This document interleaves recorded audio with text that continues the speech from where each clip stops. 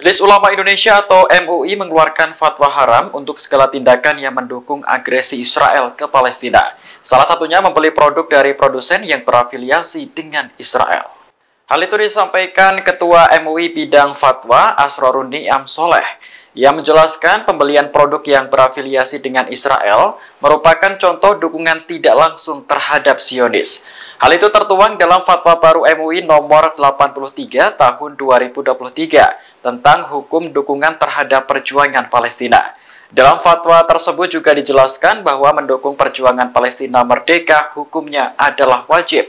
Dia mengatakan masyarakat dapat melakukan berbagai upaya untuk mendukung perjuangan Palestina.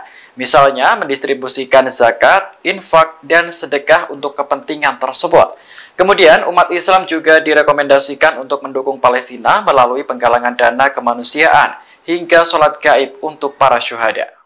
Seperti yang saya sampaikan tadi, bahwa fatwa ini tidak merujuk kepada merek, tidak merujuk kepada produk tertentu, tetapi seluruh produk yang kemudian hasilnya didedikasikan oleh produsennya, oleh pelaku usahanya, untuk kepentingan mendukung agresi militer Israel kepada Palestina yang berdampak kepada hilangnya sekian puluh ribu nyawa, maka kita punya tanggung jawab keagamaan untuk tidak mendukung dan tidak bekerja sama. Salah satu bentuknya apa? Tidak belanja.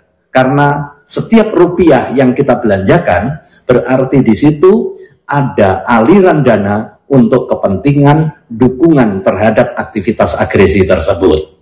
Ini soal pilihan, sebagaimana juga pilihan ketika ada orang yang melakukan kerjasama dengan penjajah, maka ketika dia ada posisi di penjajah dalam posisi serangan, bisa jadi salah satu korbannya adalah komprador-komprador tersebut. Maka ini adalah soal pilihan saja sebenarnya.